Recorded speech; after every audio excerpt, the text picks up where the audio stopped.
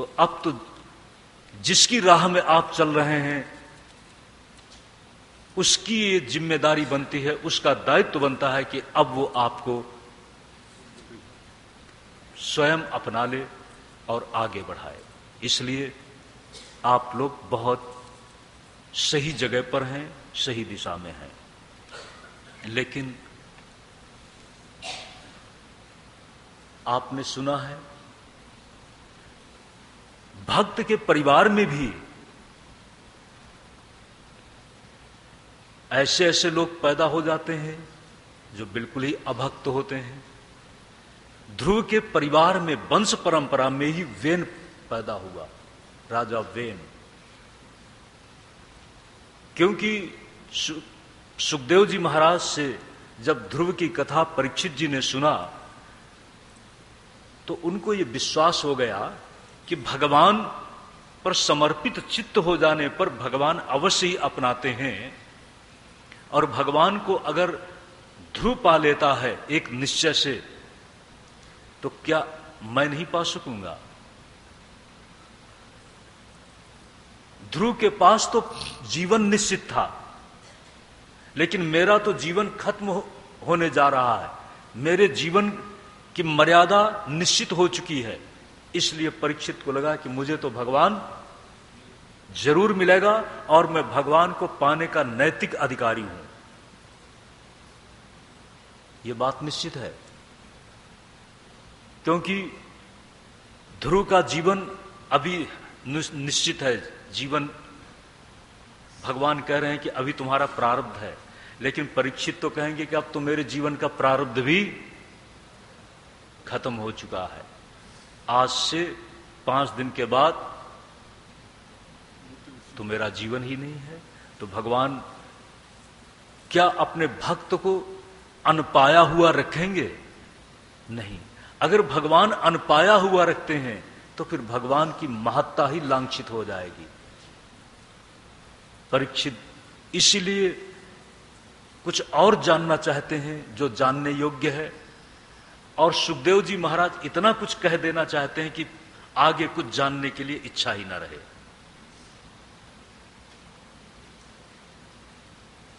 परीक्षित जी महाराज ने जानना चाहा कि ध्रुव जिस मनु महाराज के पौत्र हैं, उत्तानपाद के पुत्र हैं, उनकी वंश परंपरा में और कौन ऐसे महापुरुष हुए? उस समय परीक्षित जी महाराज के प्रश्न को आधार बना करके सुखदेव जी महाराज ने बताया, परीक्षित, भक्त बड़ा दुर्लभ होता है। ध्रुव के परिवार में ही वेन हुआ है। ध्यान देना, राजा अंग ध्रुव के परिवार में है, वंश परंपरा में है, और उनसे वेन हुआ है, लेकिन वेन दुराचारी निकल गया। वेन राजा के नाम को लांछित करने लगा, विलासिता में डूब जाने के साथ वह अनाचार और भ्रष्टाचार का सहारा लेकर क्रूर बन गया। क्रूर। उस समय ऋषि मुनि मंडली निश्चित करती है कि वेन को कैसे दंडित किया जाए। तो ऋषियों के शाप से वेन की मृत्यु होती है, और वेन की दक्षिण भुजा का मंथन करके राजा पृथु का जन्म हुआ है। राजा पृथु। राजा पृथु बहुत बड़े धर्मात्मा हैं। उनके नाम से ही इसको पृथ्वी नाम पड़ा है, ऐसा बताते हैं। इतने बड़े धर्मात्मा थे, सत्संग प्रिय थे कि सनक सनंदन सनातन सनत कुमार भी उनके साथ सत्संग करते हैं। राजा पृथु भगवान नारायण का अवतार बताए गए हैं। राजा पृथु उत्तानपाद की वंश परंपरा में अपनी महिमा के लिए परम प्रसिद्ध राजा हुए। इसके बाद प्रियव्रत के जीवन में क्या हुआ और प्रियव्रत के वंश परंपरा में कौन क्या विशेष महत्वशाली व्यक्तित्व हुआ, यह जानने की जिज्ञासा हुई। इसी के साथ प्रियव्रत की वंश परंपरा का उल्लेख सुखदेव जी महाराज ने किया है। प्रियव्रत की वंश परंपरा में ही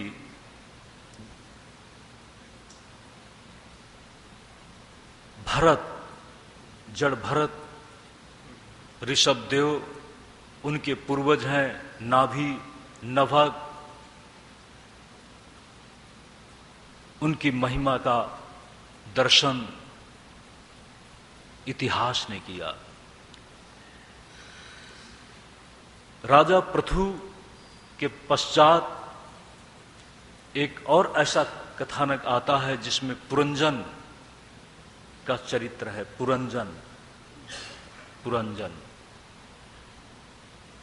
प्राचीन बर्ही नाम के एक राजा हैं जो यज्ञ आदि में बड़ा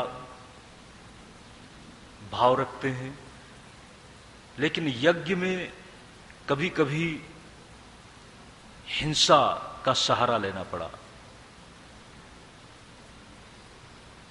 हिंसा, भले ही ये कहा जाए यज्ञीय हिंसा न हिंसा, यज्ञ की हिंसा हिंसा नहीं है, लेकिन फिर भी यज्ञ पशु भले ही मुक्ति पा जाए, लेकिन कभी कभी ऐसा देखा गया है, आज की बात नहीं है, बहुत पुरानी बात है, वैदिक परंपरा में भी इस तरह का आलेख मिलता है, लेकिन उस समय भी इसकी भर्त्सना तो हुई है। देवर्षि नारद ने भी प्राचीन बर्ही को बताया है कि तुमने बहुत कर्मकांड में कुशलता दिखाई, लेकिन इससे जो कुछ भी सिद्ध हुआ उससे पाप भी लगा है। भले ही वह हिंसा यज्ञ हिंसा थी, लेकिन फिर भी कोई अब किसी के द्वारा ये तो नहीं चाहता कि उसको मारा जाए, कोई भी नहीं चाहता है कि उसके अंगों के साथ कोई प्रहार करे, अंगों पर कोई शस्त्र का प्रयोग करे। तब शस्त्र का प्रयोग किया जाना किसी को भी अभीष्ट नहीं है। निश्चित ही पीड़ा तो प्राणी को होती है, इसलिए पाप निश्चित है। प्राचीन बर्ही को उस कर्म से मुक्त करने के लिए यज्ञ के द्वारा बहुत कुछ तुम्हें पुण्य मिलेगा, लेकिन उस पुण्य का परिणाम है जो स्वर्गीय सुख, उस स्वर्ग सुख को पाने के साथ साथ लौकिक सुख भी मिलेगा, लेकिन उस लौकिक सुख को मिल जाने के साथ भी क्या पा सकोगे?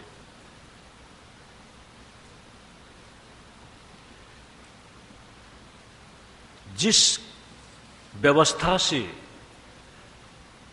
ज्ञान की सिद्धि न हो, भगवान की प्राप्ति न हो, चाहे कितना ही सुख मिल जाए, भोगवाद की व्यवस्था में चाहे कितना ही प्रचुर भोगों का अंबार मिल जाए, लेकिन जिस तरह से नचिकेता ने कहा था, जिस समय यमराज ने नचिकेता को आत्मविद्या के संबंध में प्रश्न न करने की बात की कि और जो कुछ भी तुम वरदान में चाहते हो, नचिकेता की कथा आपने सुना है। नचिकेता के पिता ने बहुत बड़ा यज्ञ किया और यज्ञ करने के बाद दक्षिणा देनी चाहिए, गायों को दान में देने के लिए निश्चय किया, लेकिन पिता के अंदर एक मोह पैदा हो गया। अच्छी अच्छी गावें न दे करके जो जीर्ण शीर्ण गौवें थीं, जो दूध भी नहीं दे सकती और जो अब बच्चे को भी जन्म देने में सक्षम नहीं है, ऐसी गायों का दान करने के लिए उन्होंने निश्चय किया। एक तरफ उनको छांट छांट करके रखने लगे। तो नचिकेता ने कहा, पिताजी बड़ा व्यंग है, मुझे किसको दोगे? आखिर यही तो सोचते थे ना कि ये जो गायें हैं सब ये अपने नचिकेता के काम आएंगे। तो वो बोल गया कि मुझे किसे दोगे? पिता ने कह दिया गुस्से में आकर कि मैं तुझे यमराज को देता हूं। नचिकेता पिता की बात को सुनकर के, बच्चा है ना, अभी बहुत ज्यादा सोचता नहीं कि पिता ने अगर कहा है कि यमराज को देना है तो अब मुझे यमराज के पास भेजो। पिता ने बोल तो दिया था आक्रोश में, लेकिन अगर बेटा सचमुच अब मृत्यु की बात करने लगे तो पिता का हृदय बहुत शोकमग्न हो गया। लेकिन बोल चुके हैं। नचिकेता कहते हैं, कहानी है कि यमराज के पास गया है, यमराज घर में नहीं थे, इंतजार किया, 3 रात्रि इंतजार किया। जब यमराज लौटे तो 3 वरदान देने की बात की है। उन्हीं वरदानों की परंपरा में उसने अग्नि विद्या का वरदान मांगा। अग्नि में किस तरह से कुछ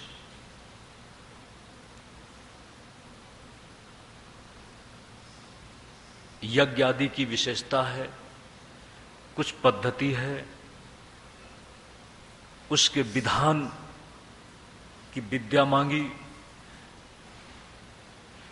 दूसरे वरदान में वह जब आत्मविद्या यानी आत्मविज्ञान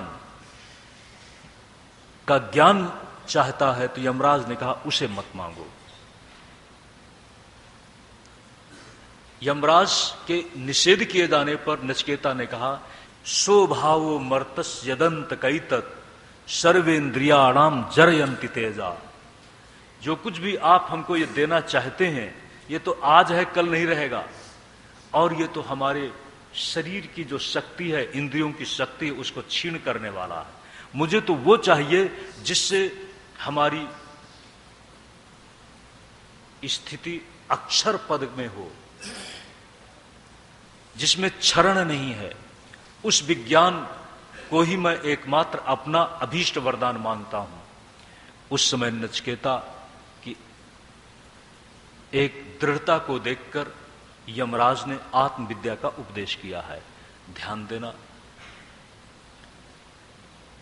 देवर्षि नारद ने प्राचीन बर्ही को कहा कि तुम आत्मविद्या से हटकर जिस कर्मकांड की व्यवस्था में उलझे हुए हो, इससे तुमको स्वर्गीय सुख ही तो मिलेगा।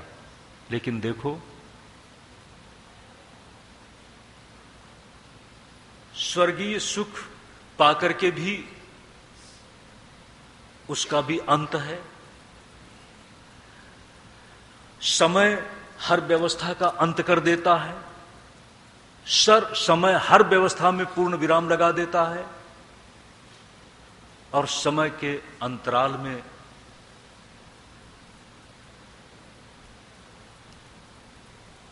परिणाम में वेदना ही है। परिणाम में जहां जहां भी सुख की प्रतीति हो रही है, उसका परिणाम तो वियोग में है। और जब भी वियोग होता है, जो सुख के स्पंदन देता है संयोग, वही वियोग में जब बदलता है तो परम वेदना देता है। संयोग का अंत वियोग के साथ में है।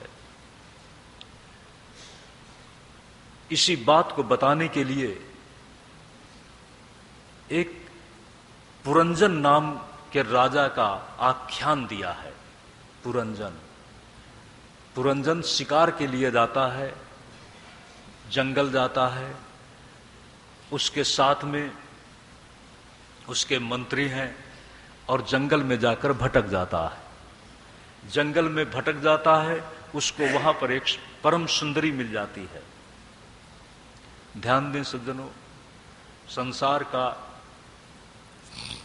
बड़ा ही सम्मोहक एक चित्र है, वह है व्यक्ति का, वस्तु, व्यक्ति और पदार्थ में आकर्षण। संसार में आकर्षण ही तो सबको अपनी तरफ खींच रहा है, नए नए का आकर्षण। नारद जैसा महासाधक,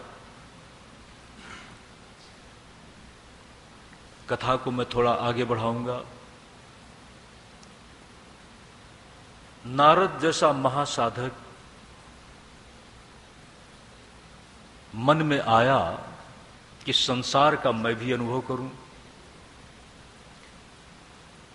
पहले तो अहम आ गया, कोन्योस्ति सदृशो मया, मैं कामजयी हूं, क्रोधजयी हूं। काम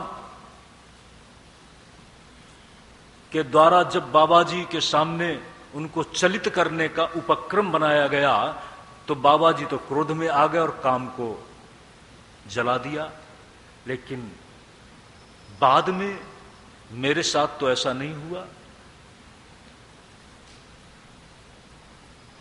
मैं कामजयी ही नहीं, क्रोधजयी भी हूं और तमाम लोभ से भी मैं ऊपर हूं।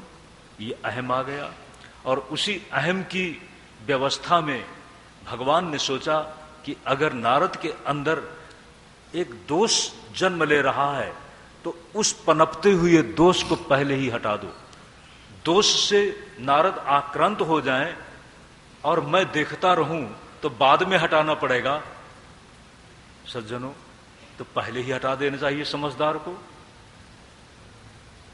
भगवान तो बहुत दयालु है ना, और भगवान तो शुभ मंगल रूप है ना, तो जिससे अमंगल होता हो आप कहें इसमें क्या बड़ी बात थी। अगर देवर्षि नारद के अंदर अहम आया और उस अहम के साथ ही ये आया कि मैं माया से ऊपर हूं, तो भगवान ने कहा कि कैसे, माया का अनुभव भी करा दिया कि माया बड़ी प्रबल है।